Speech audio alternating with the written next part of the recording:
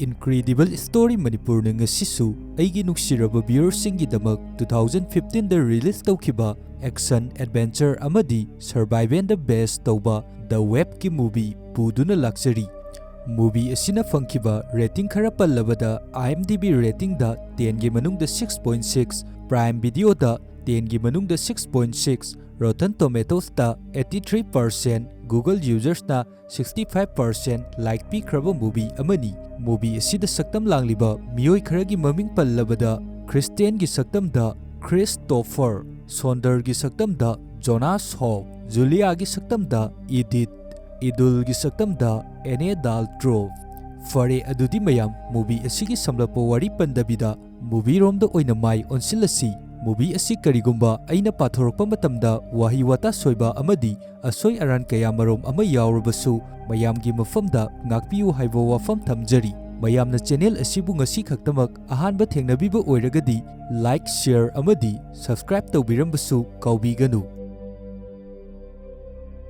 movie asina horakpada aikoina Christian kauba Geologist ama urami mahak hauji car ama thauduna mayum tamna laklibani Christian na mayum jawraklaba matungda magi nupibu thirami Christian gi machanupi amaga machanupa amaga su leirami machanupa asigi maming Sonder kawi aduga machanupi asigi mamingna Julia kawi magi nupidi kitchen-da chak thongnabagi damak pipe jadaba sing adu semjanduna leirami magi nupigi maming Idul kawi Christian gi yum asi problem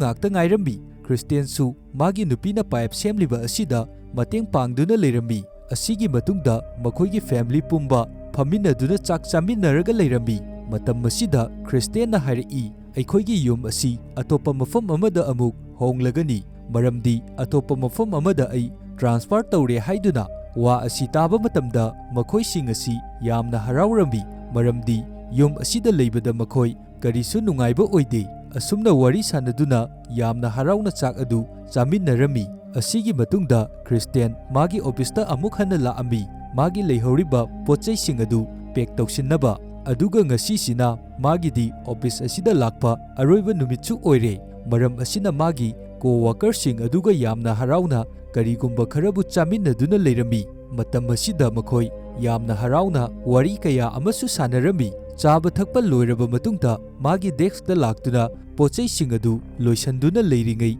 alarm ama khonglaklambi alarm khongokpagi makhol asida yamna thuna Christian magi room adudagi monitor leiriba room aduda laktuna check tawrambi masidagi makhoina karigumba amabu khangba ngambi makhoigi underground water level asi khanghaudana mathanda khanghan hanthari adubu masina karisu khudong thiningai oiba akaiba thabakti amatta tawra amde adubu Christian gi wakhanda yamna warami maramdi underground water level asi hantarakpa yabagi maram makhoida amatta leite adubu magi boss aduna hairi masida nang karisu matha saruraganu pumnamak loina normal oiribasini yengo mountain asisu karisu taude masi pumnamak asi makhoigi sensor adu yaraktabana oiramgani haiduna sensor adu repair tawraga karisu tawroi hairi masidagi Christian su kari amata hairamdabi mafam adudagi adumak thoklai adubu mayum jawraklaba matungdasu magi wakhandadi yamna warambi magi laptop adudasu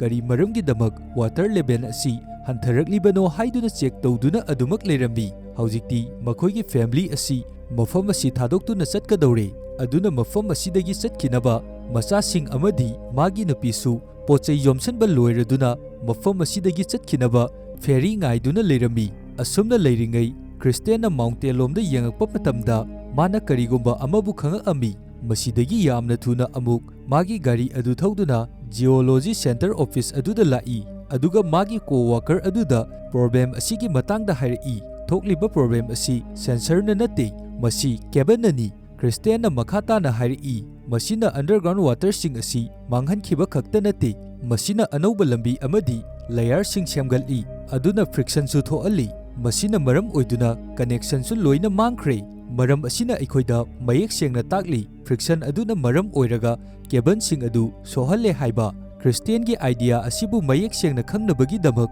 maga loina duna co-worker amaga check tawnabagi damak underground tunnel manung aduda changai underground tunnel manung aduda asum lakpada haujikti Tasengna kebangi wire adu friction thokpadagi tattuna leiramliba asi thengnarambi. Asidagi makhoi anisu amuk hana halaktuna atatpa cable adusu office leiriba makhoi sing aduda yenghalli. Hojik oiriba situation asida makhoina fazana hanadagi analyze tawdabana karina oihalakpano haiba adu khangba ngamde. Maram asina isu asigi matangda makhoina yellow warning signal khaktamak miyamda pirammi. Masina takpadi karisu kiningai leite khudong thiningai kaisu leite haibani. Adubu Christian gi masadadi karigumba khudong thiba achouba ama lakani haibagi thajaba akiba leirammi. Masidagi mana machasing adubu thiba horai. Adubu machasing amadi magi nupi adudi ferridasu leiramdre. Aduga magi garigi mamaida che ama machanupana thetuna thamami.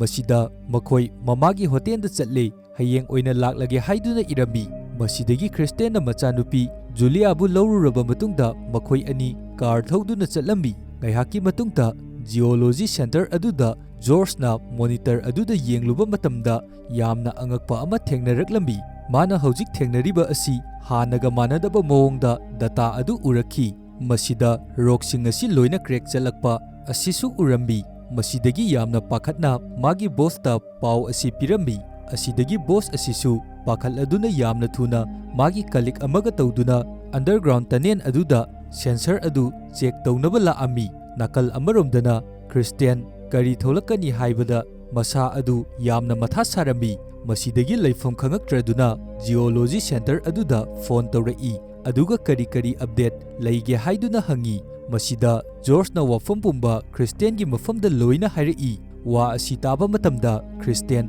aduki matik yamna angakpa amadi mipaiba faurai. Phone adu hek thamkraba matungda yamna thuna magi areiba fine sing adu loina check tawnabagi damak puthorakpa matamda tusindunasu loina haidoami. Masidagi Christian na lauthoraktuna fine sing adu amamamta oina thokliba mohong asiga manabasing record ta yaubra haidunasu check tawduna leirambi. Maramdi hojik magi wakandadi mafam asida karigumba khudongthiba ama soidana thoklagani haibasi khanduna leiribani. Fine sing asida irambagi matung ina hojikti manasu karigumba khara khangba ngame. Mountain sing asida atopa anauba lambi natraga hall amata semgalakpa nate hojiksu adumak punna leiri. Mafam asida chekhairak iba khudam asina takpadi hojik tsunami laklagani haibagi sign amani. Masi hek khangakpaga pumnamak mang taktringai karigumba kharabu tahounabagi-damak yamna thuna center da amuk call tawrai. Aduga magi boss ta wafam asi call aduda hairai. Adubu hojik phone asi pairakliba asidi co-worker singnani. Aduga magi boss adudi hojiksu tanen manung aduda adumak leiri. Masidagi boss adusu yamna thuna mapanda tholaknabagi-damak pau pirambi. Matam asida khanghaudana akanba earthquake amasu tawraktuna yamna kanna mafam asida niglaklambi. Yamna kanna nikpa asida nung mayam amasu ningkhairaktuna tasilaklambi. Nungsing asina tarakpada makhoi animak khara soambi. Aduga magi kalik adugi makhong adu nung amana nankibana chaptuna leirambi. Asumna yamna khudongthibada taduna leiringai centerga pau faunanaba adusu line tatkhi. Masida boss adu matha yamna sarambi. Hojikti water level asisu adum hantharakpana yamna athuba matamda tsunami ama lakadore haiba Christian na khangi. Aduna makhoigi Geology Center adugi monitor dasu warning alarm kaya ama laibani. Hojikti office da leiriba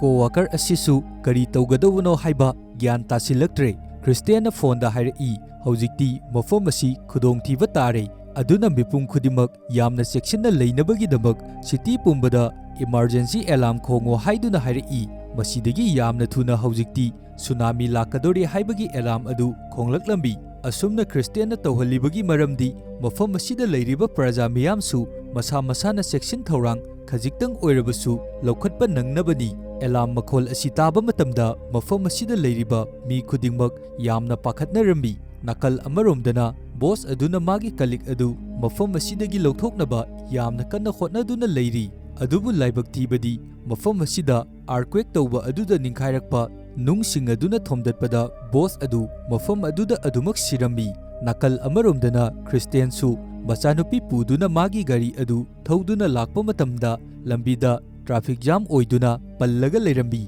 Masidagi machanupibu puduna gari adudagi kumaaga makhongna chelakpa haurai. ꯑꯗꯨꯒ ꯃꯐꯝ ꯑꯗꯨꯗ ꯂꯩꯔꯤꯕ ꯃꯤꯁꯤꯡ ꯑꯗꯨꯗꯁꯨ ꯌꯥꯝꯅ ꯊꯨꯅ ꯃꯐꯝ ꯑꯁꯤꯗꯒꯤ ꯑꯋꯥꯡꯕ ꯃꯐꯝꯗ ꯆꯦꯟꯈꯠꯅꯕꯒꯤꯗꯃꯛ ꯍꯥꯏꯔꯝꯃꯤ꯫ ꯍꯧꯖꯤꯛꯇꯤ ꯒꯥꯔꯤꯗ ꯌꯥꯎꯔꯛꯂꯤꯕ ꯃꯤꯁꯤꯡ ꯑꯗꯨꯁꯨ ꯃꯁꯥ ꯃꯁꯥꯒꯤ ꯒꯥꯔꯤꯁꯤꯡ ꯑꯗꯨ ꯍꯨꯟꯗꯣꯛꯂꯝꯗꯨꯅ ꯃꯁꯥ ꯃꯁꯥꯕꯨ ꯀꯟꯖꯅꯕꯒꯤꯗꯃꯛ ꯆꯦꯟꯅꯕ ꯍꯧꯔꯛꯏ꯫ ꯈ꯭ꯔꯤꯁꯇꯤꯌꯟꯁꯨ ꯃꯆꯥꯅꯨꯄꯤ ꯑꯗꯨꯕꯨ ꯄꯨꯗꯨꯅ ꯆꯦꯜꯂꯛꯄ ꯃꯇꯝꯗ ꯅꯨꯄꯤ ꯑꯃ ꯒꯥꯔꯤ ꯃꯌꯥꯝ ꯑꯗꯨꯅ ꯊꯧꯖꯤꯟꯅꯔꯛꯄ ꯃꯇꯝꯗ ꯃꯈꯣꯡ ꯑꯗꯨ ꯆꯞꯇꯨꯅ ꯂꯩꯔꯤꯕ ꯑꯗꯨ ꯎꯔꯝꯃꯤ꯫ ꯃꯁꯤꯗꯒꯤ ꯈ꯭ꯔꯤꯁꯇꯤꯌꯟꯅ ꯃꯆꯥꯅꯨꯄꯤ ꯑꯁꯤꯕꯨ ꯑꯇꯣꯞꯄ ꯃꯥꯒ ꯈꯪꯅꯕ ꯃꯤ ꯑꯃꯒ ꯆꯠꯂꯝꯃꯣ ꯍꯥꯏꯗꯨꯅ ꯅꯨꯄꯤ ꯑꯁꯤꯕꯨ ꯀꯟꯅꯕꯒꯤꯗꯃꯛ ꯊꯥꯗꯣꯛꯈꯤꯔꯝꯃꯤ꯫ ꯑꯗꯨꯒ ꯃꯥꯗꯤ ꯅꯨꯄꯤ ꯑꯗꯨ ꯀꯟꯅꯕ ꯅꯨꯄꯤ ꯑꯗꯨꯒꯤ ꯃꯅꯥꯛꯇ ꯆꯪꯁꯤꯜꯂꯛꯏ꯫ ꯑꯇꯣꯞꯄ ꯅꯥꯀꯜ ꯑꯃꯔꯣꯝꯗꯅ ꯍꯣꯇꯦꯜ ꯃꯅꯨꯡ ꯑꯗꯨꯗ ꯈ꯭ꯔꯤꯁꯇꯤꯌꯟꯒꯤ ꯅꯨꯄꯤ ꯏꯗꯨꯟꯅ ꯊꯣꯡꯁꯤꯡ ꯑꯗꯨ ꯊꯤꯟꯗꯨꯅ ꯈꯨꯗꯣꯡꯊꯤꯕ ꯑꯁꯤꯗꯒꯤ ꯉꯥꯛꯊꯣꯛꯅꯕꯒꯤꯗꯃꯛ ꯁꯥꯐꯒꯗꯕ ꯃꯐꯝꯗ ꯆꯠꯅꯕ ꯃꯐꯝ ꯑꯁꯤꯗ ꯂꯩꯔꯤꯕ ꯃꯤꯄꯨꯝ ꯈꯨꯗꯤꯡꯃꯛꯇ ꯂꯣꯏꯅ ꯍꯥꯏꯔꯝꯃꯤ꯫ ꯑꯗꯨꯒ ꯃꯈꯣꯏꯁꯤꯡ ꯑꯁꯤꯕꯨ ꯑꯋꯥꯡꯕ ꯃꯐꯝ ꯑꯃꯗ ꯄꯨꯅꯕꯒꯤꯗꯃꯛ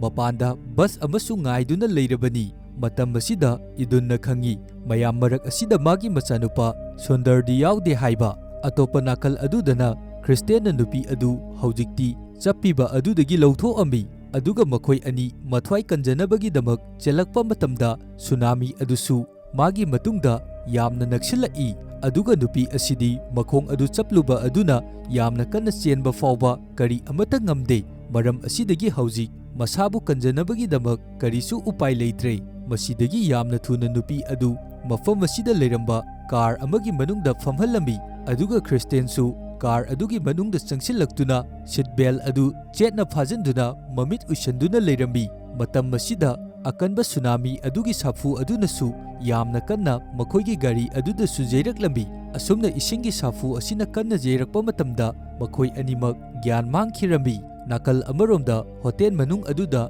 ꯏꯗꯨꯟꯅ ꯃꯆꯥꯅꯨꯄꯥ ꯑꯗꯨ ꯑꯁꯨꯝ ꯊꯤꯔꯛꯄ ꯃꯇꯝꯗ ꯃꯐꯝ ꯑꯃꯗ ꯁ꯭ꯀꯦꯠꯆ ꯊꯧꯗꯨꯅ ꯃꯀꯣꯛꯇ ꯍꯦꯗꯐꯣꯟ ꯑꯃ ꯍꯥꯞꯆꯤꯟꯗꯨꯅ ꯂꯩꯔꯝꯃꯤ꯫ ꯍꯧꯖꯤꯛ ꯃꯥꯒꯤ ꯃꯆꯥꯅꯨꯄꯥ ꯑꯁꯤꯗꯤ ꯀꯔꯤ ꯊꯣꯛꯂꯤ ꯀꯔꯤ ꯇꯧꯔꯤ ꯍꯥꯏꯕ ꯀꯔꯤ ꯑꯃꯠꯇ ꯈꯪꯕ ꯅꯠꯇꯦ꯫ ꯏꯗꯨꯟꯅ ꯌꯥꯝꯅ ꯊꯨꯅ ꯃꯆꯥꯅꯨꯄꯥ ꯑꯗꯨ ꯄꯨꯊꯣꯛꯅꯕꯒꯤꯗꯃꯛ ꯍꯣꯇꯦꯜ ꯑꯗꯨꯗꯒꯤ ꯃꯄꯥꯟꯗ ꯆꯦꯟꯊꯣꯔꯛꯄ ꯃꯇꯝꯗ ꯃꯈꯣꯏꯅ ꯆꯠꯀꯗꯧꯔꯤꯕ ꯕꯁ ꯑꯗꯨꯗꯤ ꯃꯐꯝ ꯑꯁꯤꯗ ꯂꯩꯔꯝꯗ꯭ꯔꯦ꯫ ꯍꯥꯟꯅꯅ ꯑꯗꯨꯃꯛ ꯆꯠꯇꯨꯅ ꯂꯩꯔꯝꯃꯦ꯫ ꯑꯗꯨꯒ ꯁꯨꯅꯥꯃꯤ ꯑꯗꯨꯁꯨ ꯃꯈꯣꯏꯒꯤ ꯃꯃꯥꯡꯗ ꯌꯧꯁꯤꯜꯂꯛꯂꯝꯃꯤ꯫ ꯍꯧꯖꯤꯛꯇꯤ ꯏꯗꯨꯟ, ꯁꯨꯟꯗꯔ ꯑꯃꯗꯤ ꯑꯇꯣꯞꯄ ꯂꯩꯔꯤꯕ ꯒꯦꯁꯁꯤꯡ ꯑꯗꯨꯒ ꯃꯊ꯭ꯋꯥꯏ ꯀꯟꯖꯅꯕꯒꯤꯗꯃꯛ ꯌꯥꯝꯅ ꯊꯨꯅ ꯍꯣꯇꯦꯜ ꯃꯅꯨꯡ ꯑꯗꯨꯒꯤ ꯕꯦꯁꯃꯦꯟ ꯃꯈꯥꯗ ꯂꯩꯕ ꯏꯃꯔꯖꯦꯟꯁꯤ ꯕꯪꯀꯔ ꯑꯗꯨ ꯇꯝꯅ ꯆꯦꯟꯁꯤꯜꯂꯛꯏ꯫ ꯍꯧꯖꯤꯛꯇꯤ ꯍꯣꯇꯦꯜ ꯃꯅꯨꯡ ꯑꯗꯨꯗꯁꯨ ꯑꯀꯟꯕ ꯁꯥꯐꯨꯒ ꯂꯣꯏꯅꯅ ꯏꯁꯤꯡ ꯑꯁꯤꯁꯨ ꯐꯨꯖꯤꯜꯂꯛꯏ꯫ ꯃꯇꯝ ꯑꯁꯤꯗ ꯕꯪꯀꯔ ꯃꯅꯨꯡ ꯑꯗꯨꯗ ꯒꯦꯁ ꯅꯨꯄꯤ ꯑꯃꯗꯤ ꯆꯪꯕ ꯅꯪꯍꯧꯔꯝꯗꯦ꯫ ꯏꯗꯨꯟꯁꯨ ꯃꯊ꯭ꯋꯥꯏ ꯀꯟꯖꯅꯕꯒꯤꯗꯃꯛ ꯌꯥꯝꯅ ꯋꯥꯅ ꯇꯧꯗꯨꯅ ꯕꯪꯀꯔ ꯑꯗꯨꯒꯤ ꯊꯣꯡ ꯑꯗꯨ ꯂꯣꯟꯁꯤꯜꯂꯝꯃꯤ꯫ ꯑꯗꯨꯕꯨ ꯒꯦꯁ ꯅꯨꯄꯤ ꯑꯗꯨꯗꯤ ꯕꯪꯀꯔ ꯃꯅꯨꯡ ꯑꯗꯨꯗ ꯆꯪꯕ ꯅꯪꯗꯕꯤ ꯏꯁꯤꯡꯒꯤ ꯏꯔꯩ ꯑꯗꯨꯗ ꯑꯗꯨꯃꯛ ꯆꯦꯟꯊꯈꯤꯔꯝꯃꯤ꯫ ꯏꯗꯨꯟꯒ ꯃꯆꯥꯅꯨꯄꯥꯒ ꯇꯧꯗꯨꯅ ꯊꯣꯡ ꯑꯗꯨ ꯏꯁꯤꯡꯅ ꯅꯝꯈꯥꯏꯔꯛꯇꯅꯕ ꯌꯥꯝꯅ ꯋꯥꯅ ꯃꯦꯟꯗꯨꯅ ꯂꯩꯔꯝꯃꯤ꯫ ꯕꯪꯀꯔ ꯃꯅꯨꯡ ꯑꯁꯤꯗ ꯍꯧꯖꯤꯛ ꯃꯈꯣꯏꯒꯤ ꯃꯈ꯭ꯋꯥꯡ ꯌꯧꯕ ꯐꯥꯎꯕ ꯏꯁꯤꯡ ꯉꯥꯛꯇ ꯊꯨꯝꯖꯤꯜꯂꯛꯇꯨꯅ ꯂꯩꯔꯤꯕꯅꯤ꯫ ꯑꯗꯨꯒ ꯈꯪꯍꯧꯗꯅ ꯕꯪꯀꯔ ꯃꯅꯨꯡ ꯑꯁꯤꯗ ꯉꯥꯟꯗꯨꯅ ꯂꯩꯔꯝꯂꯤꯕ ꯂꯥꯏꯠ ꯈꯨꯗꯤꯡꯃꯛꯁꯨ ꯂꯣꯏꯅ ꯃꯨꯠꯈꯤꯔꯝꯃꯤ꯫ ꯅꯥꯀꯜ ꯑꯃꯔꯣꯝꯗꯅ ꯍꯧꯖꯤꯛ ꯈ꯭ꯔꯤꯁꯇꯤꯌꯟꯁꯨ ꯒ꯭ꯌꯥꯟ ꯇꯥꯔꯛꯂꯝꯃꯤ꯫ ꯃꯥꯅ ꯒ꯭ꯌꯥꯟ ꯇꯥꯔꯛꯄ ꯃꯇꯝꯗꯗꯤ ꯃꯥꯅ ꯉꯁꯥꯏ ꯇꯣꯡꯈꯤꯕ ꯒꯥꯔꯤ ꯑꯁꯤ ꯃꯊꯛ ꯃꯈꯥ ꯑꯣꯟꯊꯣꯛꯅꯗꯨꯅ ꯂꯩꯔꯝꯃꯤ꯫ ꯑꯗꯨꯒ ꯉꯁꯥꯏ ꯃꯈꯩ ꯃꯥꯅ ꯀꯟꯅꯕ ꯍꯣꯠꯅꯔꯛꯈꯤꯕ ꯃꯥꯒꯤ ꯅꯥꯀꯟꯗ ꯐꯝꯈꯤꯕ ꯅꯨꯄꯤ ꯑꯗꯨꯗꯤ ꯃꯐꯝ ꯑꯁꯤꯗ ꯑꯗꯨꯃꯛ ꯏꯁꯤꯡꯒꯤ ꯏꯔꯩ ꯑꯀꯟꯕ ꯑꯗꯨꯅ ꯌꯩꯕ ꯃꯇꯝꯗ ꯁꯤꯗꯨꯅ ꯂꯩꯔꯝꯃꯤ꯫ ꯃꯁꯤ ꯎꯕꯗ ꯈ꯭ꯔꯤꯁꯇꯤꯌꯟ ꯌꯥꯝꯅ ꯅꯨꯡꯉꯥꯏꯇꯕ ꯐꯥꯎꯔꯝꯃꯤ꯫ ꯃꯥꯅ ꯉꯁꯥꯏꯗꯒꯤ ꯅꯨꯄꯤ ꯑꯁꯤꯕꯨ ꯀꯟꯅꯕꯒꯤꯗꯃꯛ ꯌꯥꯝꯅ ꯋꯥꯅ ꯍꯣꯠꯅꯈꯤꯕꯅꯤ꯫ ꯑꯗꯨꯕꯨ ꯃꯥꯅ ꯍꯣꯠꯅꯈ꯭ꯔꯤꯕ ꯈꯨꯗꯤꯡꯃꯛ ꯂꯣꯏꯅ ꯑꯔꯦꯝꯕꯗ ꯇꯥꯈ꯭ꯔꯦ꯫ ꯃꯁꯤꯗꯒꯤ ꯀꯥꯔ ꯃꯅꯨꯡ ꯑꯗꯨꯗꯒꯤ ꯌꯥꯝꯅ ꯋꯥꯅ ꯊꯣꯛꯂꯛꯂꯕ ꯃꯇꯨꯡꯗ ꯃꯐꯝ ꯑꯁꯤꯗ ꯑꯁꯤ ꯑꯅꯥ ꯑꯃꯗꯤ ꯃꯥꯡ ꯇꯥꯛꯂꯤꯕ ꯃꯌꯥꯝ ꯑꯁꯤ ꯂꯣꯏꯅ ꯎꯕꯗ ꯌꯥꯝꯅ ꯅꯨꯡꯉꯥꯏꯇꯕ ꯑꯃꯗꯤ ꯃꯁꯥꯗ ꯄꯥꯈꯠꯄꯁꯨ ꯐꯥꯎꯔꯝꯃꯤ꯫ ꯃꯔꯝꯗꯤ ꯃꯥꯒꯤ ꯃꯆꯥꯅꯨꯄꯤ ꯑꯗꯨꯁꯨ ꯁꯤꯔꯝꯃꯗ꯭ꯔꯥ ꯅꯠꯇ꯭ꯔꯒ ꯍꯤꯡꯂꯝꯈꯤꯗ꯭ꯔꯥ ꯈꯟꯕꯗ ꯋꯥꯈꯜ ꯌꯥꯝꯅ ꯋꯥꯔꯝꯃꯤ꯫ ꯃꯁꯤꯗꯒꯤ ꯃꯥꯅ ꯑꯋꯥꯡꯕ ꯃꯥꯏꯀꯩ ꯑꯗꯣꯝꯗ ꯂꯥꯛꯄ ꯃꯇꯝꯗ ꯁꯔꯚꯥꯏꯚꯔ ꯀꯌꯥ ꯑꯃꯁꯨ ꯃꯐꯝ ꯑꯁꯤꯗ ꯂꯩꯔꯤꯕ ꯑꯁꯤ ꯎꯔꯝꯃꯤ꯫ ꯑꯗꯨꯒ ꯃꯥꯒꯤ ꯃꯆꯥꯅꯨꯄꯤ ꯖꯨꯂꯤꯌꯥꯁꯨ ꯃꯐꯝ ꯑꯁꯤꯗ ꯂꯩꯔꯝꯃꯤ꯫ ꯃꯆꯥꯅꯨꯄꯤ ꯑꯁꯤ ꯀꯔꯤꯁꯨ ꯑꯁꯣꯏ ꯑꯉꯥꯝ ꯌꯥꯎꯗꯕꯤ ꯂꯩꯔꯝꯕꯁꯤ ꯎꯕ ꯃꯇꯝꯗ ꯌꯥꯝꯅ ꯅꯨꯡꯁꯤꯅ ꯃꯆꯥꯅꯨꯄꯤꯕꯨ ꯆꯦꯠꯅ ꯀꯣꯟꯖꯔꯝꯃꯤ꯫ ꯃꯐꯝ ꯑꯁꯤꯗ ꯈ꯭ꯔꯤꯁꯇꯤꯌꯟꯅ ꯉꯁꯥꯏ ꯀꯟꯅꯕ ꯍꯣꯠꯅꯈꯤꯕ ꯅꯨꯄꯤ ꯑꯗꯨꯒꯤ ꯅꯨꯄꯥꯁꯨ ꯂꯩꯔꯝꯃꯤ꯫ ꯅꯨꯄꯥ ꯑꯗꯨꯅ ꯃꯥꯒꯤ ꯅꯨꯄꯤ ꯑꯗꯨꯒꯤ ꯃꯔꯝꯗ ꯍꯪꯉꯛꯄ ꯃꯇꯝꯗ ꯈ꯭ꯔꯤꯁꯇꯤꯌꯟ ꯀꯔꯤꯒꯨꯝꯕ ꯄꯥꯎꯈꯨꯝ ꯑꯃꯠꯇ ꯄꯤꯕ ꯉꯝꯂꯝꯗꯦ꯫ ꯇꯨꯃꯤꯟꯅ ꯋꯥꯈꯜ ꯅꯨꯡꯉꯥꯏꯇꯕꯤ ꯅꯣꯟꯊꯗꯨꯅ ꯂꯩꯔꯝꯃꯤ꯫ ꯑꯗꯨꯒ ꯅꯨꯄꯥ ꯑꯗꯨꯒꯤ ꯃꯐꯝꯗ ꯌꯥꯝꯅ ꯅꯨꯡꯉꯥꯏꯇꯅ ꯃꯥꯒꯤ ꯅꯨꯄꯤ ꯑꯗꯨꯕꯨ ꯀꯟꯕ ꯅꯪꯍꯧꯗ꯭ꯔꯦ, ꯑꯗꯨꯒꯤꯗꯃꯛ ꯑꯩꯕꯨ ꯉꯥꯛꯄꯤꯌꯨ ꯍꯥꯏꯗꯨꯅ ꯍꯥꯏꯖꯔꯝꯃꯤ꯫ ꯖꯤꯑꯣꯂꯣꯖꯤ ꯁꯦꯟꯇꯔ ꯑꯗꯨꯗꯁꯨ ꯖꯣꯔꯖꯀꯤ ꯃꯐꯝꯗ ngasai tanen manung aduda makhong chaptuna leikhiba nupa aduna call tawrei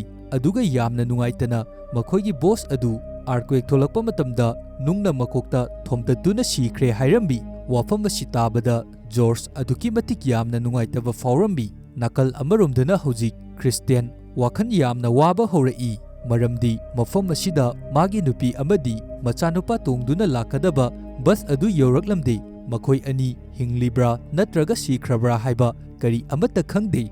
aduna hojikti machanupi asibu leikidraba nupi adugi nupa asida sinaramduna mana idul amadi machanupabu thinabagi damak chatnaba tawrambi hotelgi bunker adudana iduna thong asi ising changaktanaba ngaktuna lerambi aduga magi machanupa aduda hairei nang mafam asida thong asi ngaktuna layula o aduga aina mafam asidagi thokhiba yaba ventilation gumba ahoba sing thiruge haiduna thong asidagi su hojik leppa leitabi ising mayam ama changsillaklibani matau asida machanupa sondardi yamna pakhatpa amadi akiba faurambi aduga edunsu thokliba thodok asida ma kari tawgadobono haiba kari amata khanglamde masida ma mathasu yamna sarambi aduga hojik makhoiga loinana nupa amasu lerambi nupa asisu thokliba thodok asida kari tawgani haiba kari amata khanglamde masu aduki matik yamna kirambi makhoigi akoiba asida thokhiba yaba lambi amata leite aduga maikai kayadagi ahoba singdagisu leppa leitabi ising mayam ama changsillaibani idundi mafam asidagi thokhinaba lambi thinaba hotnarambi adubu nupa asina hairei nangna thiriba adu karisu kanaroi mafam asidagi aikhoi thokhiba yaba lambi amata leite aduna adumak ising asina thumjalaklaba matungda aikhoi ahumak mafam asida soidana sigani nakal amaromdana Christiansu hotel adu tamna magi nupi amadi machanupabu thinabagi damak laami mana lakpa matamda mafam asidasu pungtum tumduna mangtaktuna leirambi mafam asida hoteldagi survivor singna tongduna chatkiba bus adusu isingi irei aduna jaiba matamda mafam asida accident thoktuna leirambi masibu uba matamda Christian aduki matik yamna pakhatpa amadi akiba fawi aduga magi wakandadi asumna khalambi sungsoi soidana bus asida magi nupi amadi machanupasu siramlagani haiduna yamna pakhatna bus adugi thong adu hangdoraktuna yengba matamda bus aduda tongakhiba miyoi khudingmak loina siraga yauraga leirambi tongiba mayam marak aduda yamna nungaitana magi nupi amadi machanupa adu yaubra haiduna mathang check tawraklambi adubu mafam asidadi magi nupi amadi machanupadi yauramba adu thengnade bus asida yauramdaba asida magi wakanda asa amadi urai magi nupi amadi machanupa mafam asida yauraktre aduna makhoi ani hojik fawba soidana hingamkhigani haiduna hotel aduda lai hojik bunker manung asidana isingna pik thanjalaklambi makhoigi sor honabagi damak mangak adu khaktamak likhattuna yamna wana honba tarambi aduga ising asisu adumak leppa leitabi changsillai makhoi ahumdi survive taunaba hotnaba matamda aduki matik yamna awaba haibadu oirambi nupa ama yauriba asidi makok pumba isingda loina thumjalakpana sor honba phawba phajana ngamsilaktre aduga indugi machanupa asisu masada pakhatkibana masa asi isingda lupthaba horei adubu mamana machanupa asibu kannabagi damak yamna wana machanupa asibu amuk ising manungdagi makhada lupsinduna inkhalaklambi aduga machanupa asibu inkhatnaba hotnaba matamda nupa amasida makhada namsillambi masidagi atopa nupa asi sor honba ngamdabadagi ising manung asida adumak lupsin khirambi Christiansu hotel manung asida magi nupi amadi machanupabu kauduna thirei hotel manung asidasu pumnamak loina mangtaktuna leirambe hotel asigi mafam khudimak chattuna thirabasu magi nupi amadi machanupadi mafam amatada leiba thengnaramde aduga mana basement makha asidadi karisu thawa saramde thisu thiramde maramdi mafam asidi hojik fawba ising thumjanduna leiribani Christian khalambi mafam asida kanagumba miyoi amata leitre mafam asidagi loina chatkhre haiduna Christian su mafam asidagi chatkrage haiduna tawrakpa matamda magi machanupagi bag adu mafam asida leiramliba asi urambi masidagi mana bag asi phaktoktuna su yenglambi aduga magi wakhanda yamna waraklambi ꯑꯗꯨꯒ ꯍꯧꯖꯤꯛꯇꯤ ꯃꯥꯅꯁꯨ ꯈꯪꯉꯤ ꯃꯥꯒꯤ ꯅꯨꯄꯤ ꯑꯃꯗꯤ ꯃꯆꯥꯅꯨꯄꯥ ꯃꯈꯣꯏ ꯑꯅꯤꯃꯛ ꯏꯁꯤꯡꯒꯤ ꯏꯔꯩ ꯑꯁꯤꯗ ꯂꯣꯏꯅ ꯆꯦꯟꯊꯗꯨꯅ ꯁꯤꯈ꯭ꯔꯦ ꯍꯥꯏꯗꯨꯅ ꯃꯁꯤꯗꯒꯤ ꯌꯥꯝꯅ ꯅꯨꯡꯉꯥꯏꯇꯅ ꯀꯞꯄꯝꯃꯤ꯫ ꯑꯗꯨꯒ ꯄꯦꯟꯗꯕ ꯑꯃꯗꯤ ꯁꯥꯎꯅꯤꯡꯕ ꯍꯦꯟꯃꯟꯈꯤꯕꯅ ꯃꯐꯝ ꯑꯁꯤꯗ ꯂꯩꯔꯝꯕ ꯄꯥꯏꯞ ꯑꯗꯨꯗ ꯖꯣꯠ ꯑꯃ ꯄꯥꯏꯗꯨꯅ ꯀꯟꯅ ꯊꯣꯝꯃꯝꯃꯤ꯫ ꯄꯥꯏꯞ ꯑꯗꯨꯗ ꯊꯣꯝꯕꯒꯤ ꯃꯈꯣꯜ ꯑꯗꯨꯅ ꯕꯦꯁꯃꯦꯟꯒꯤ ꯕꯪꯀꯔ ꯃꯅꯨꯡꯗ ꯂꯩꯔꯤꯕ ꯏꯗꯨꯜ ꯑꯃꯗꯤ ꯃꯆꯥꯅꯨꯄꯥ ꯃꯈꯣꯏ ꯑꯅꯤꯅꯁꯨ ꯄꯥꯏꯞꯇ ꯌꯩꯕꯒꯤ ꯃꯈꯣꯜ ꯑꯗꯨ ꯇꯥꯔꯝꯃꯤ꯫ ꯃꯁꯤꯗꯒꯤ ꯃꯈꯣꯏ ꯑꯅꯤꯅꯁꯨ ꯈꯪꯉꯦ ꯀꯅꯥꯒꯨꯝꯕ ꯑꯃ ꯍꯣꯇꯦꯜ ꯑꯁꯤꯗ ꯃꯈꯣꯏꯕꯨ ꯀꯟꯅꯕꯒꯤꯗꯃꯛ ꯂꯥꯛꯂꯦ ꯍꯥꯏꯕꯁꯤ꯫ ꯑꯗꯨꯒ ꯏꯗꯨꯜꯅ ꯈꯜꯂꯝꯃꯤ ꯃꯐꯝ ꯑꯁꯤꯗ ꯍꯧꯖꯤꯛ ꯂꯥꯛꯂꯤꯕ ꯑꯁꯤ ꯑꯇꯩ ꯀꯅꯥ ꯑꯃꯠꯇ ꯅꯠꯇꯦ ꯃꯥꯒꯤ ꯅꯨꯄꯥ ꯈ꯭ꯔꯤꯁꯇꯤꯌꯟ ꯁꯣꯏꯗꯅ ꯑꯣꯏꯔꯝꯒꯅꯤ ꯍꯥꯏꯗꯨꯅ ꯑꯁꯤꯗꯒꯤ ꯃꯉꯣꯟꯗꯁꯨ ꯁꯤꯒꯅꯦꯜ ꯄꯤꯅꯕꯒꯤꯗꯃꯛ ꯕꯪꯀꯔ ꯃꯅꯨꯡ ꯑꯗꯨꯗ ꯂꯩꯔꯤꯕ ꯕꯦꯟ ꯄꯥꯏꯞ ꯑꯗꯨꯗ ꯖꯣꯠ ꯑꯃ ꯄꯥꯏꯗꯨꯅ ꯊꯤꯜꯂꯛꯂꯝꯃꯤ꯫ ꯈ꯭ꯔꯤꯁꯇꯤꯌꯟꯁꯨ ꯋꯥꯈꯜ ꯌꯥꯝꯅ ꯋꯥꯅ ꯅꯣꯟꯊꯗꯨꯅ ꯀꯞꯇꯨꯅ ꯂꯩꯔꯤꯉꯩ ꯃꯈꯥꯗꯒꯤ ꯊꯤꯜꯂꯛꯂꯤꯕ ꯃꯈꯣꯜ ꯑꯗꯨ ꯇꯥꯔꯛꯏ꯫ ꯃꯁꯤꯗꯒꯤ ꯈ꯭ꯔꯤꯁꯇꯤꯌꯟꯁꯨ ꯃꯁꯥꯗ ꯌꯥꯝꯅ ꯆꯔꯥꯡꯅꯅ ꯃꯈꯣꯏꯅ ꯂꯩꯔꯤꯕ ꯑꯁꯤ ꯀꯗꯥꯏꯗꯅꯣ ꯍꯥꯏꯕ ꯈꯪꯅꯕꯒꯤꯗꯃꯛ ꯁꯤꯒꯅꯦꯜ ꯄꯤꯅꯕ ꯄꯥꯏꯞ ꯑꯗꯨꯗ ꯊꯤꯜꯂꯝꯃꯤ꯫ ꯑꯗꯨꯒ ꯕꯪꯀꯔ ꯃꯅꯨꯡ ꯑꯗꯨꯗꯒꯤꯁꯨ ꯏꯗꯨꯟꯒ ꯃꯆꯥꯅꯨꯄꯥꯒꯅ ꯄꯥꯏꯞ ꯑꯗꯨꯗ ꯌꯥꯝꯅ ꯀꯟꯅ ꯊꯤꯜꯂꯛꯂꯝꯃꯤ꯫ ꯑꯗꯨꯒ ꯍꯧꯖꯤꯛꯇꯤ ꯏꯗꯨꯜ ꯑꯃꯗꯤ ꯃꯆꯥꯅꯨꯄꯥ ꯁꯣꯟꯗꯔ ꯃꯈꯣꯏ ꯑꯅꯤ ꯌꯥꯝꯅ ꯍꯔꯥꯎꯔꯝꯃꯤ꯫ ꯍꯧꯖꯤꯛ ꯃꯈꯣꯏ ꯑꯅꯤ ꯍꯤꯡꯂꯒꯅꯤ ꯍꯥꯏꯗꯨꯅꯁꯨ ꯈꯜꯂꯝꯃꯤ꯫ ꯑꯗꯨꯕꯨ ꯍꯧꯖꯤꯛꯁꯨ ꯂꯦꯞꯄ ꯂꯩꯇꯕꯤ ꯑꯗꯨꯃꯛ ꯕꯪꯀꯔ ꯃꯅꯨꯡ ꯑꯁꯤꯗ ꯏꯁꯤꯡ ꯀꯌꯥ ꯑꯃꯁꯨ ꯆꯪꯁꯤꯜꯂꯛꯂꯤꯕꯅꯤ꯫ ꯃꯁꯤꯗꯒꯤ ꯈ꯭ꯔꯤꯁꯇꯤꯌꯟꯁꯨ ꯃꯈꯣꯏꯕꯨ ꯔꯦꯁꯀ꯭ꯌꯨ ꯇꯧꯅꯕꯒꯤꯗꯃꯛ ꯌꯥꯝꯅ ꯊꯨꯅ ꯕꯦꯁꯃꯦꯟ ꯃꯅꯨꯡ ꯑꯗꯨꯗ ꯏꯁꯤꯡꯗ ꯆꯣꯡꯊꯔꯛꯇꯨꯅ ꯏꯔꯣꯏꯗꯨꯅ ꯆꯪꯉꯛꯏ꯫ ꯏꯗꯨꯜꯅ ꯃꯆꯥꯅꯨꯄꯥꯒꯤ ꯃꯐꯝꯗ ꯍꯥꯏꯔꯛꯏ, "ꯅꯪ ꯃꯐꯝ ꯑꯁꯤꯗ ꯑꯗꯨꯃꯛ ꯂꯦꯡꯗꯕꯤ ꯂꯩꯌꯨ, ꯑꯩ ꯕꯪꯀꯔꯒꯤ ꯊꯣꯡ ꯑꯁꯤ ꯍꯥꯡꯗꯣꯛꯄ ꯉꯝꯕ꯭ꯔꯥ ꯌꯦꯡꯉꯨꯒꯦ" ꯍꯥꯏꯗꯨꯅ꯫ ꯑꯗꯨꯕꯨ ꯃꯆꯥꯅꯨꯄꯥꯗꯤ ꯑꯁꯨꯝꯅ ꯇꯧꯕ ꯑꯁꯤꯗ ꯌꯥꯝꯅ ꯀꯤꯔꯝꯃꯤ꯫ ꯏꯗꯨꯜꯅ ꯍꯥꯏꯔꯛꯏ, "ꯀꯔꯤꯒꯨꯝꯕ ꯊꯣꯡ ꯑꯁꯤ ꯍꯥꯡꯗꯣꯛꯇꯨꯅ ꯃꯄꯥꯟꯗ ꯊꯣꯛꯇ꯭ꯔꯕꯗꯤ ꯑꯩꯈꯣꯏ ꯑꯅꯤꯃꯛ ꯁꯣꯏꯗꯅ ꯁꯤꯔꯒꯅꯤ꯫ ꯑꯗꯨꯅ ꯅꯪ ꯀꯔꯤ ꯑꯃꯠꯇ ꯀꯤꯒꯅꯨ, ꯊꯧꯅꯥ ꯂꯩꯌꯨ, ꯀꯔꯤꯁꯨ ꯇꯧꯔꯣꯏ." ꯑꯁꯨꯝꯅ ꯍꯥꯏꯔꯝꯗꯨꯅ ꯏꯁꯤꯡ ꯃꯅꯨꯡ ꯑꯗꯨꯗ ꯏꯔꯣꯏꯗꯨꯅ ꯕꯪꯀꯔ ꯑꯗꯨꯒꯤ ꯊꯣꯡ ꯑꯗꯨ ꯍꯥꯡꯗꯣꯛꯅꯕ ꯌꯥꯝꯅ ꯀꯟꯅ ꯍꯣꯠꯅꯔꯝꯃꯤ꯫ ꯏꯗꯨꯜꯅꯗꯤ ꯈꯪꯉꯝꯗꯦ ꯃꯇꯝ ꯑꯁꯤꯗ ꯈ꯭ꯔꯤꯁꯇꯤꯌꯟꯁꯨ ꯃꯐꯝ ꯑꯁꯤ ꯌꯧꯁꯤꯜꯂꯛꯇꯨꯅ ꯊꯣꯡ ꯑꯗꯨ ꯍꯥꯡꯗꯣꯛꯇꯨꯅ ꯃꯅꯨꯡꯗ ꯆꯪꯂꯛꯅꯕ ꯍꯣꯠꯅꯔꯤ ꯍꯥꯏꯕ ꯑꯁꯤ꯫ ꯃꯁꯤꯗꯒꯤ ꯃꯈꯣꯏ ꯑꯅꯤ ꯆꯪꯗꯨꯅ ꯊꯣꯡ ꯑꯁꯤꯕꯨ ꯍꯥꯡꯗꯣꯛꯅꯕ ꯍꯣꯠꯅꯕ ꯃꯇꯝꯗ ꯊꯣꯡ ꯑꯁꯤ ꯍꯥꯡꯗꯣꯔꯛꯂꯝꯃꯤ꯫ ꯃꯈꯣꯏ ꯑꯅꯤ ꯑꯃꯨꯛ ꯍꯟꯅ ꯎꯅꯕ ꯑꯁꯤꯗ ꯑꯗꯨꯛꯀꯤ ꯃꯇꯤꯛ ꯌꯥꯝꯅ ꯍꯔꯥꯎꯔꯝꯃꯤ꯫ ꯃꯇꯝ ꯑꯁꯤꯗ ꯈ꯭ꯔꯤꯁꯇꯤꯌꯟꯅ ꯏꯪꯒꯤꯠ ꯇꯧꯗꯨꯅ ꯏꯟꯗꯨꯗ, "ꯅꯪ ꯃꯊꯛꯇ ꯀꯥꯔꯝꯃꯣ, ꯑꯩ ꯁꯣꯟꯗꯔꯕꯨ ꯄꯨꯗꯨꯅ ꯂꯥꯛꯂꯒꯦ" ꯍꯥꯏꯗꯨꯅ ꯃꯊꯛꯇ ꯆꯠꯈꯤꯅꯕ ꯂꯝꯕꯤ ꯑꯗꯨ ꯇꯥꯛꯂꯛꯏ꯫ ꯑꯗꯨꯒ ꯈ꯭ꯔꯤꯁꯇꯤꯌꯟꯅ ꯑꯃꯨꯛ ꯏꯔꯣꯏꯗꯨꯅ ꯃꯆꯥꯅꯨꯄꯥꯒꯤ ꯃꯅꯥꯛꯇ ꯆꯪꯂꯛꯏ꯫ ꯈ꯭ꯔꯤꯁꯇꯤꯌꯟ ꯃꯆꯥꯅꯨꯄꯥꯕꯨ ꯎꯕ ꯑꯁꯤꯗ ꯌꯥꯝꯅ ꯍꯔꯥꯎꯔꯝꯃꯤ꯫ ꯁꯣꯟꯗꯔꯁꯨ ꯃꯄꯥꯕꯨ ꯎꯕ ꯑꯁꯤꯗ ꯌꯥꯝꯅ ꯍꯔꯥꯎꯅ ꯃꯄꯥꯗ ꯀꯣꯟꯗꯨꯅ ꯀꯞꯄꯝꯃꯤ꯫ ꯑꯗꯨꯒ ꯃꯃꯥꯗꯤ ꯃꯐꯝ ꯀꯗꯥꯏꯗ ꯆꯠꯈ꯭ꯔꯦ ꯍꯥꯏꯗꯨꯅ ꯍꯪꯉꯤ꯫ ꯈ꯭ꯔꯤꯁꯇꯤꯌꯟꯅ ꯍꯥꯏꯔꯛꯏ, "ꯅꯪꯒꯤ ꯃꯃꯥꯗꯤ ꯍꯥꯟꯅꯅ ꯃꯊꯛꯇ ꯀꯥꯈ꯭ꯔꯦ, ꯑꯗꯨꯅ ꯑꯩꯈꯣꯏ ꯑꯅꯤꯁꯨ ꯑꯃꯨꯛ ꯃꯐꯝ ꯑꯁꯤꯗꯒꯤ ꯏꯁꯤꯡ ꯃꯅꯨꯡꯗ ꯏꯔꯣꯏꯗꯨꯅ ꯊꯣꯛꯈꯤꯒꯗꯕꯅꯤ." ꯑꯗꯨꯕꯨ ꯁꯣꯟꯗꯔꯗꯤ ꯏꯁꯤꯡ ꯃꯅꯨꯡꯗ ꯏꯔꯣꯏꯗꯨꯅ ꯆꯠꯄ ꯑꯁꯤ ꯑꯗꯨꯛꯀꯤ ꯃꯇꯤꯛ ꯌꯥꯝꯅ ꯀꯤꯔꯝꯃꯤ꯫ ꯈ꯭ꯔꯤꯁꯇꯤꯌꯟꯅ ꯃꯆꯥꯅꯨꯄꯥꯗ ꯍꯥꯏꯔꯛꯏ, "ꯍꯧꯖꯤꯛꯇꯤ ꯑꯩꯈꯣꯏ ꯑꯅꯤꯃꯛ ꯃꯐꯝ ꯑꯁꯤꯗ ꯀꯨꯏꯅ ꯁꯥꯡꯅ ꯂꯩꯕ ꯀꯔꯤꯁꯨ ꯌꯥꯔꯣꯏ꯫ ꯃꯐꯝ ꯑꯁꯤꯗ ꯑꯗꯨꯃꯛ ꯂꯩꯊꯕ ꯇꯥꯔꯕꯗꯤ ꯑꯩꯈꯣꯏ ꯑꯅꯤꯃꯛ ꯁꯣꯏꯗꯕꯤ ꯏꯁꯤꯡꯅ ꯂꯥꯛꯁꯤꯜꯂꯛꯇꯨꯅ ꯑꯗꯨꯃꯛ ꯁꯤꯒꯅꯤ꯫ ꯑꯗꯨꯅ ꯅꯪ ꯊꯧꯅꯥ ꯂꯩꯌꯨ, ꯅꯨꯄꯥ ꯃꯥꯟꯗꯕ ꯇꯧꯒꯅꯨ꯫ ꯅꯪ ꯅꯪꯒꯤ ꯃꯃꯥ ꯑꯃꯗꯤ ꯅꯪꯒꯤ ꯅꯆꯟꯅꯨꯄꯤ ꯑꯗꯨ ꯑꯃꯨꯛ ꯍꯟꯅ ꯎꯕ ꯐꯪꯗꯕꯤ ꯃꯐꯝ ꯑꯁꯤꯗ ꯑꯗꯨꯃꯛ ꯁꯤꯕ ꯑꯗꯨ ꯄꯥꯝꯕ꯭ꯔꯥ?" ꯁꯣꯟꯗꯔꯁꯨ ꯄꯥꯝꯗꯦ ꯍꯥꯏꯅ ꯈꯨꯝꯃꯤ꯫ ꯈ꯭ꯔꯤꯁꯇꯤꯌꯟꯅ ꯍꯥꯏꯔꯛꯏ, "ꯐꯔꯦ, ꯑꯗꯨ ꯑꯣꯏꯔꯕꯗꯤ ꯍꯧꯖꯤꯛ ꯊꯧꯅꯥ ꯂꯩꯅ ꯏꯁꯤꯡ ꯃꯅꯨꯡ ꯑꯁꯤꯗ ꯂꯨꯞꯇꯨꯅ ꯃꯄꯥꯟꯗ ꯊꯣꯛꯈꯤꯒꯗꯕꯅꯤ." ꯑꯁꯨꯝꯅ ꯍꯥꯏꯗꯨꯅ ꯃꯈꯣꯏ ꯑꯅꯤ ꯏꯁꯤꯡ ꯃꯅꯨꯡ ꯑꯁꯤꯗ ꯂꯨꯞꯇꯨꯅ ꯃꯄꯥꯟꯗ ꯊꯣꯛꯅꯕ ꯏꯔꯣꯏꯕ ꯍꯧꯔꯛꯏ꯫ ꯑꯗꯨꯕꯨ ꯁꯣꯟꯗꯔꯗꯤ ꯄꯥꯈꯠꯄ ꯑꯃꯗꯤ ꯑꯀꯤꯕ ꯑꯗꯨꯅ ꯍꯦꯟꯃꯟꯈꯤꯕꯅ ꯏꯔꯣꯏꯕ ꯑꯗꯨ ꯉꯝꯁꯤꯜꯂꯛꯇ꯭ꯔꯦ꯫ ꯑꯗꯨꯒ ꯁꯣꯔ ꯍꯣꯟꯕ ꯉꯝꯗꯕꯤ ꯏꯔꯣꯏꯕ ꯑꯗꯨ ꯂꯦꯞꯈꯤꯔꯝꯃꯤ꯫ ꯑꯁꯨꯝꯅ ꯃꯆꯥꯅꯨꯄꯥꯅ ꯇꯧꯔꯛꯄ ꯑꯁꯤꯗ ꯈ꯭ꯔꯤꯁꯇꯤꯌꯟ ꯃꯆꯥꯅꯨꯄꯥꯒꯤ ꯃꯅꯥꯛꯇ ꯌꯥꯝꯅ ꯊꯨꯅ ꯆꯪꯁꯤꯜꯂꯛꯇꯨꯅ ꯃꯆꯥꯅꯨꯄꯥꯗ ꯃꯁꯥꯗꯒꯤ ꯑꯣꯛꯁꯤꯖꯦꯟ ꯃꯆꯤꯟꯗ ꯀꯥꯝꯁꯤꯜꯂꯝꯃꯤ꯫ ꯑꯗꯨꯒ ꯃꯆꯥꯅꯨꯄꯥꯕꯨ ꯏꯔꯣꯏꯗꯨꯅ ꯄꯣꯔꯛꯂꯕ ꯃꯇꯨꯡꯗ ꯃꯈꯣꯏꯒꯤ ꯊꯣꯛꯐꯝ ꯑꯗꯨ ꯐꯥꯎꯕ ꯌꯧꯔꯛꯂꯝꯃꯤ꯫ ꯁꯣꯟꯗꯔꯗꯤ ꯃꯃꯥꯅ ꯃꯊꯛꯇ ꯆꯤꯡꯈꯠꯂꯛꯏ꯫ ꯑꯗꯨꯒ ꯈ꯭ꯔꯤꯁꯇꯤꯌꯟꯗꯤ ꯃꯐꯝ ꯑꯁꯤꯗ ꯊꯣꯛꯂꯛꯑꯝꯗꯦ, ꯃꯔꯝꯗꯤ ꯈ꯭ꯔꯤꯁꯇꯤꯌꯟ ꯁꯣꯔ ꯍꯣꯟꯕ ꯉꯝꯗꯕꯤ ꯏꯁꯤꯡ ꯃꯅꯨꯡ ꯑꯁꯤꯗ ꯂꯦꯞꯇꯨꯅ ꯂꯩꯔꯝꯃꯤ꯫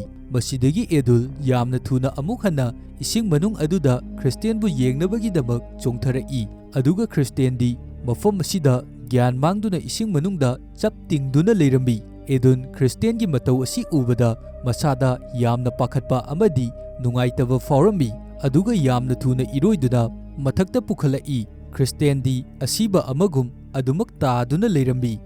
ꯃꯥꯒꯤ ꯃꯁꯥ ꯀꯔꯤ ꯑꯃꯠꯇ ꯂꯦꯡ ꯑꯣꯠꯄ ꯇꯧꯈꯤꯗ꯭ꯔꯦ꯫ ꯏꯗꯨꯜꯅ ꯈ꯭ꯔꯤꯁꯇꯤꯌꯟꯕꯨ ꯀꯟꯅꯕꯒꯤꯗꯃꯛ ꯏꯁꯤꯡꯁꯤꯡ ꯑꯗꯨ ꯑꯣꯠꯊꯣꯔꯛꯅꯕ ꯃꯊꯕꯥꯛꯇ ꯀꯟꯅ ꯅꯝꯃꯝꯃꯤ꯫ ꯃꯈꯣꯏ ꯑꯅꯤ ꯆꯪꯗꯅ ꯈ꯭ꯔꯤꯁꯇꯤꯌꯟꯒꯤ ꯃꯐꯝꯗ CPRꯁꯨ ꯄꯤꯗꯨꯅ ꯏꯁꯤꯡꯁꯤꯡ ꯑꯗꯨ ꯑꯣꯊꯣꯔꯛꯅꯕ ꯊꯕꯥꯛꯇ ꯅꯝꯗꯨꯅ ꯍꯣꯠꯅꯔꯝꯃꯤ꯫ ꯑꯗꯨꯕꯨ ꯃꯈꯣꯏ ꯑꯅꯤꯅ ꯍꯣꯠꯅꯔꯤꯕ ꯈꯨꯗꯤꯡꯃꯛ ꯀꯔꯤ ꯑꯃꯠꯇ ꯀꯥꯟꯅꯕ ꯐꯪꯈꯤꯗ꯭ꯔꯦ꯫ ꯈ꯭ꯔꯤꯁꯇꯤꯌꯟꯗꯤ ꯑꯗꯨꯃꯛ ꯃꯆꯤ ꯂꯦꯡꯗꯕꯤ ꯇꯥꯗꯨꯅ ꯑꯗꯨꯃꯛ ꯂꯩꯔꯦ꯫ ꯑꯁꯨꯝꯅ ꯇꯧꯕ ꯑꯁꯤꯗ ꯃꯈꯣꯏ ꯑꯅꯤꯃꯛ ꯌꯥꯝꯅ ꯊꯋꯥꯏ ꯅꯨꯡꯉꯥꯏꯇꯅ ꯀꯞꯄꯝꯃꯤ꯫ ꯑꯗꯨꯒ ꯁꯣꯟꯗꯔꯅꯁꯨ ꯃꯄꯥꯕꯨ ꯁꯤꯔꯤꯕ ꯑꯁꯤꯗ ꯊꯥꯖꯔꯝꯗꯦ꯫ ꯑꯗꯨꯒ ꯃꯥꯒꯤ ꯋꯥꯈꯟꯗꯁꯨ ꯊꯣꯛꯂꯤꯕ ꯊꯧꯗꯣꯛ ꯈꯨꯗꯤꯡꯃꯛ ꯃꯥꯅ ꯂꯣꯏꯅ ꯊꯣꯛꯍꯟꯕ ꯉꯥꯛꯇꯅꯤ ꯍꯥꯏꯗꯨꯅ ꯃꯁꯥ ꯃꯊꯟꯗ ꯋꯥꯔꯧꯖꯗꯨꯅ ꯃꯄꯥꯒꯤ ꯊꯕꯥꯛꯇ ꯌꯥꯝꯅ ꯀꯟꯅ ꯄꯦꯟꯗꯅ ꯀꯟꯅ ꯅꯝꯃꯝꯃꯤ꯫ ꯑꯁꯨꯝꯅ ꯁꯨꯟꯗꯔꯅ ꯇꯧꯔꯨꯕ ꯑꯁꯤꯗꯒꯤ ꯈꯪꯍꯧꯗꯅ ꯈ꯭ꯔꯤꯁꯇꯤꯌꯟꯒꯤ ꯃꯆꯤꯟꯗꯒꯤ ꯏꯁꯤꯡ ꯃꯌꯥꯝ ꯑꯃ ꯑꯣꯊꯣꯔꯛꯂꯒ ꯁꯣꯔ ꯍꯣꯜꯂꯛꯂꯝꯃꯤ꯫ ꯑꯗꯨꯒ ꯍꯧꯖꯤꯛꯇꯤ ꯈ꯭ꯔꯤꯁꯇꯤꯌꯟ ꯃꯃꯤꯠ ꯄꯥꯡꯊꯣꯔꯛꯏ꯫ ꯃꯇꯥꯡ ꯑꯁꯤꯒꯤ ꯁꯤꯟ ꯑꯁꯤ ꯑꯩꯈꯣꯏꯅ ꯌꯦꯡꯕ ꯃꯇꯝꯗꯁꯨ ꯑꯗꯨꯛꯀꯤ ꯃꯇꯤꯛ ꯌꯥꯝꯅ ꯅꯨꯡꯁꯤꯕ ꯃꯇꯥꯡ ꯍꯥꯏꯕꯗꯨꯁꯨ ꯑꯣꯏꯔꯝꯃꯤ꯫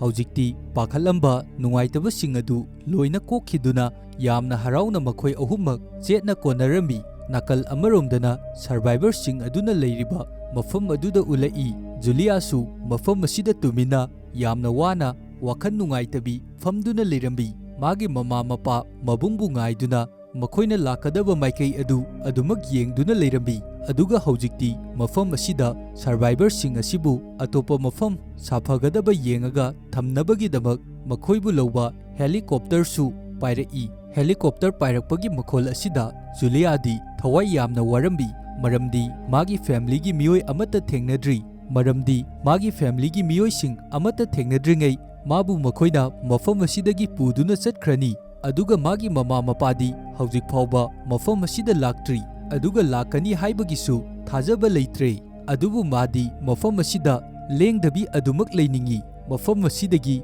ꯑꯇꯣꯞꯄ ꯃꯐꯝ ꯀꯩꯗꯁꯨ ꯆꯠꯈꯤꯕ ꯑꯗꯨ ꯄꯥꯝꯗꯦ꯫ ꯃꯔꯝꯗꯤ ꯃꯥꯒꯤ ꯃꯃꯥ ꯃꯄꯥꯕꯨ ꯉꯥꯏꯗꯨꯅ ꯑꯗꯨꯃꯛ ꯂꯩꯅꯤꯡꯉꯤ꯫ ꯑꯗꯨꯕꯨ ꯃꯇꯝ ꯑꯁꯤꯗ ꯖꯨꯂꯤꯌꯥꯅ ꯃꯥꯒꯤ ꯃꯃꯥ ꯃꯄꯥ ꯑꯃꯗꯤ ꯃꯕꯨꯡꯒ ꯃꯈꯣꯏ ꯑꯍꯨꯝ ꯀꯔꯤ ꯑꯃꯠꯇ ꯇꯦꯛꯇ ꯀꯥꯏꯗꯕꯤ ꯃꯥꯒꯤ ꯃꯥꯏꯀꯩ ꯇꯝꯅ ꯂꯥꯛꯂꯤꯕ ꯑꯁꯤ ꯎꯔꯝꯃꯤ꯫ ꯃꯈꯣꯏ ꯑꯍꯨꯝꯕꯨ ꯑꯃꯨꯛ ꯍꯟꯅ ꯎꯕ ꯑꯁꯤꯗ ꯃꯕꯨꯛꯅꯤꯡ ꯌꯥꯝꯅ ꯅꯨꯡꯁꯤꯔꯗꯨꯅ ꯃꯈꯣꯏꯒꯤ ꯃꯥꯏꯀꯩ ꯇꯝꯅ ꯌꯥꯝꯅ ꯍꯔꯥꯎꯅ ꯆꯦꯟꯁꯤꯜꯂꯛꯏ꯫ ꯑꯗꯨꯒ ꯃꯆꯥꯅꯨꯄꯤꯕꯨ ꯆꯦꯠꯅ ꯀꯣꯟꯗꯨꯅ ꯄꯝꯈꯠꯂꯕ ꯃꯇꯨꯡꯗ ꯑꯃꯨꯛ ꯍꯟꯅ ꯃꯈꯣꯏꯒꯤ ꯐꯦꯃꯤꯂꯤ ꯍꯥꯟꯅꯒꯤ ꯃꯇꯧꯒꯨꯝ ꯀꯔꯤ ꯑꯃꯠꯇ ꯇꯦꯛꯇ ꯀꯥꯏꯗꯕꯤ ꯌꯥꯝꯅ ꯅꯨꯡꯁꯤꯅꯅ ꯍꯔꯥꯎꯅ ꯎꯔꯤꯕ ꯁꯛꯇꯝ ꯑꯁꯤ ꯎꯠꯂꯕ ꯃꯇꯨꯡꯗ ꯃꯨꯚꯤ ꯑꯁꯤ ꯃꯇꯥꯡ ꯁ꯭ꯋꯥꯏꯗ ꯂꯣꯏꯁꯤꯟꯈꯤꯔꯝꯃꯤ꯫ ꯉꯁꯤꯒꯤ ꯑꯩꯒꯤ ꯃꯨꯚꯤ ꯑꯦꯛꯁꯄ꯭ꯂꯦꯅꯦꯁꯟ ꯑꯁꯤꯗ ꯋꯥꯍꯩ ꯋꯥꯇꯥ ꯁꯣꯏꯕ ꯑꯃꯗꯤ ꯑꯁꯣꯏ ꯑꯔꯥꯟ ꯀꯌꯥꯃꯔꯣꯝ ꯑꯃ ꯌꯥꯎꯔꯕꯁꯨ ꯃꯌꯥꯝꯒꯤ ꯃꯐꯝꯗ ꯉꯥꯛꯄꯤꯌꯨ ꯍꯥꯏꯕ ꯋꯥꯐꯝ ꯊꯝꯖꯔꯤ꯫ ꯑꯗꯨꯒ ꯃꯌꯥꯝꯅ ꯆꯦꯅꯦꯜ ꯑꯁꯤꯕꯨ ꯁꯕꯁꯀ꯭ꯔꯥꯏꯕ ꯇꯧꯕꯤꯗ꯭ꯔꯤꯕ ꯑꯣꯏꯔꯒꯗꯤ ꯆꯦꯅꯦꯜ ꯑꯁꯤꯕꯨ ꯁꯕꯁꯀ꯭ꯔꯥꯏꯕ ꯇꯧꯕꯤꯔꯝꯃꯨ꯫ ꯑꯗꯨꯒ ꯂꯥꯏꯛ ꯑꯃꯃꯝꯇꯪꯒ ꯅꯝꯁꯤꯜꯂꯝꯕ ꯀꯥꯎꯕꯤꯒꯅꯨ꯫